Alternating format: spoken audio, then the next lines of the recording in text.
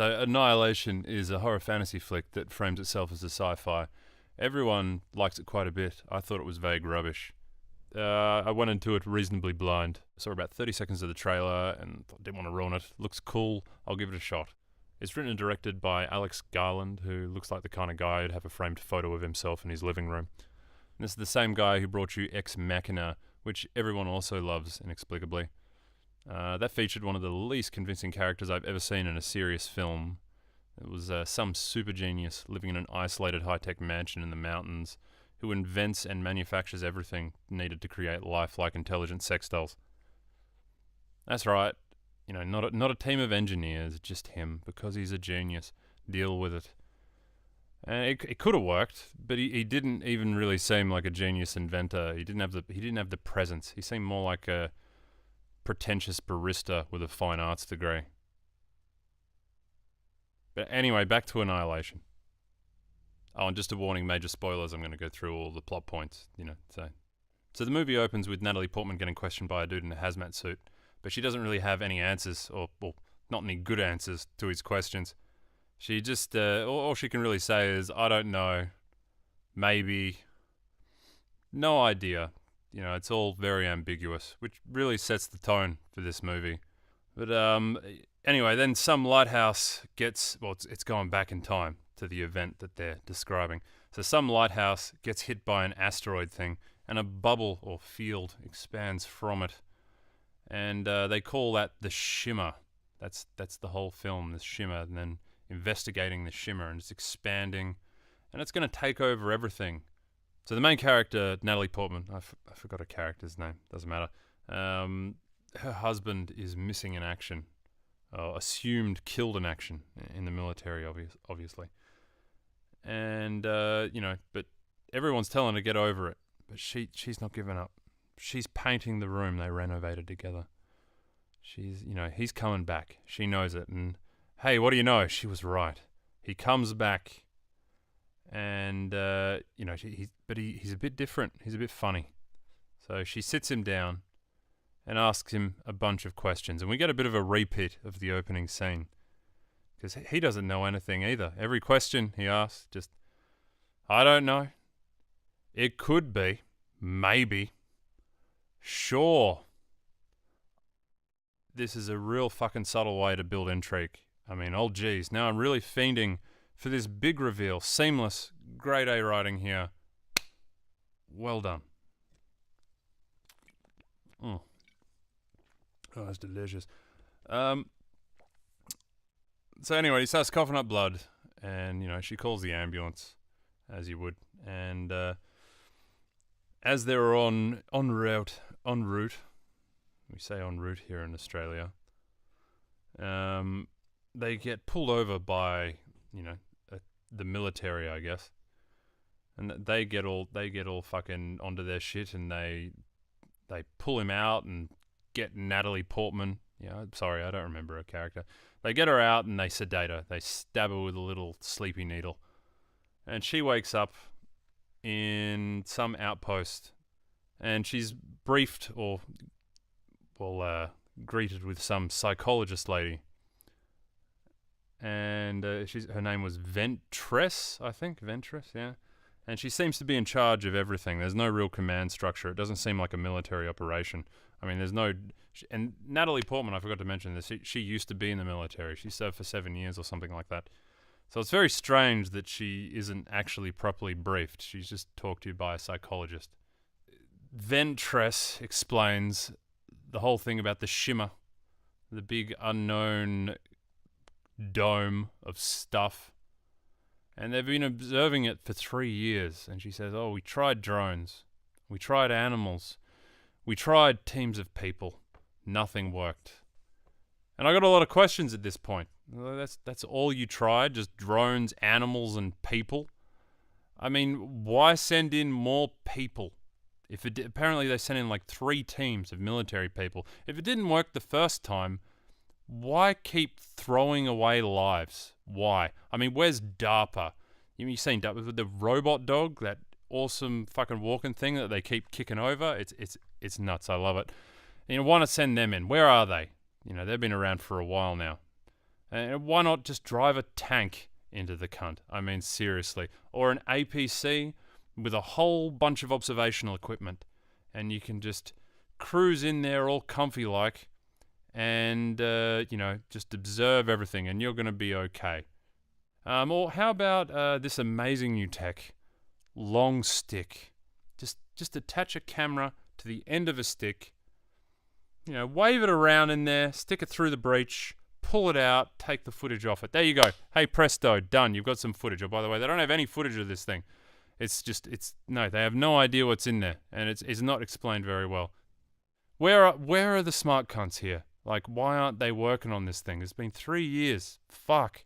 It's fucking, no. I'm over it. But anyway, they're going to send in another team of people. Hey, great idea.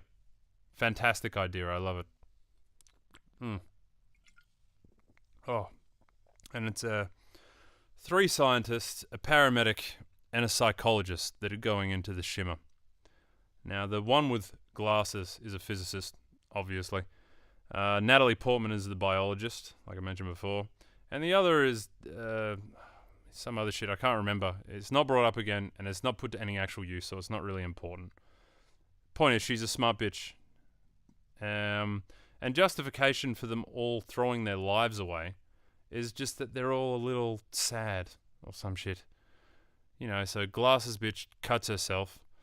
The other scientist lady, I can't remember, the first one to die, she lost a child. And Natalie Portman has a dying husband that she cheated on. Oh, that's a thing they reveal later, by the way. Ventress has cancer, and paramedic girl is a lesbian.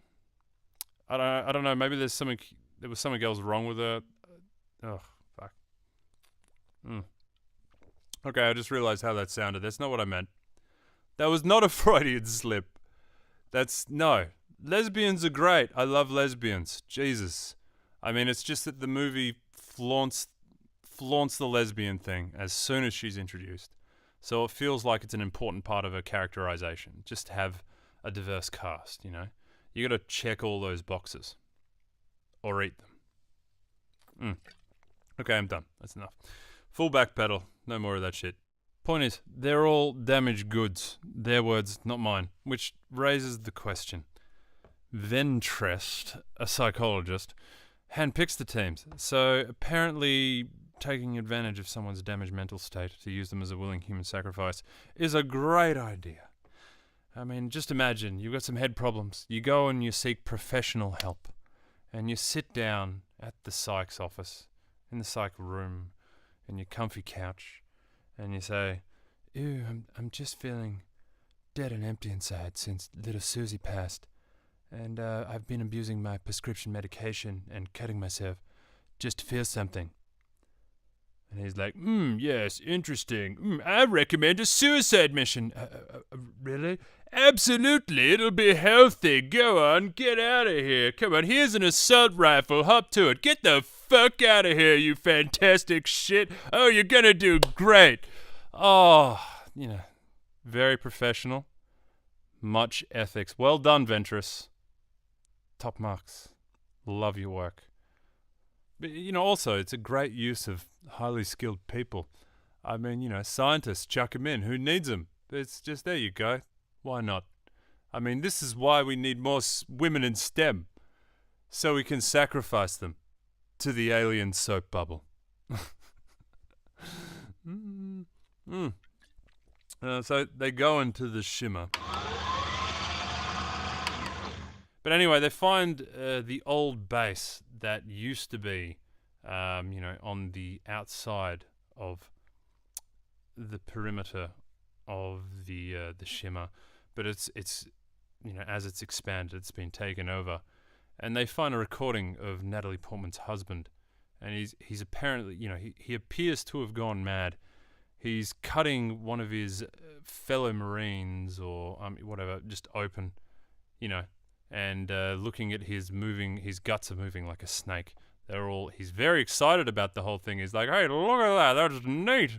Check it out, he used to have intestines and now he's got a moving snake thing there. That's neat-o." So everyone thinks like, okay, well, they obviously just all killed each other. And that's the answer for why everyone's dead who went in there. Because, and also, that's confirmed the cameras work. So, my long stick method I mentioned before probably would have worked just fine. But whatever.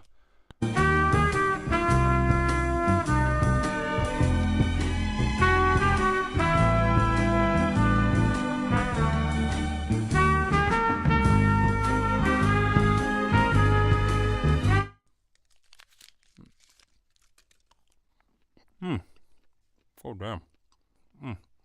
This fucking servo special is, what is it? Kinder chocolate. Kid on the packet looks a bit like a mascot for the Catholic Church, but other than that, it's pretty good. Well done, Kinder. Top marks.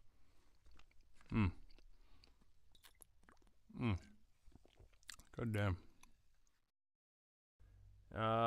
So then Natalie Portman soldiers on by herself. She continues on and finds the lighthouse, the source of the shimmer. And inside she finds a mutated limestone alien butthole and a camcorder on a tripod. She goes up and she checks the tripod and the camcorder, obviously, or the footage on the camcorder. And it turns out it's footage of her actual husband killing himself with a phosphorus grenade because he's having some existential crisis. And, he's only to be replaced by a clone. Ooh, what a twist. Directed by M. Night Shyamalan. Anyway, she figures after seeing this footage, it would be a good idea to keep going. She's got the answers she wanted. But anyway, we'll just keep descending into the alien butthole. Let's go down there. Let's see what's going on. And down there, Ventress is already a few steps ahead of her. She's inside the butthole and she's writhing around on her knees. And she, for some reason, her eyes are all skinned up. Like it's just, she's got like a skin graft over her eyes. And she has a big rant, and it's a really fucking lame attempt at cosmic horror. It's like, it's this thing. It's all, we don't know what it wants. We don't know what it is, or if it wants it all. But it is all powerful. Well, just fuck off.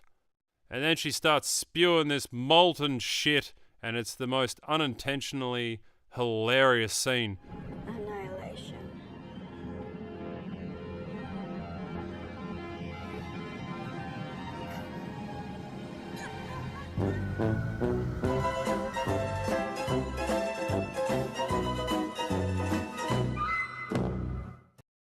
And then she kind of morphed into a Winamp visualization.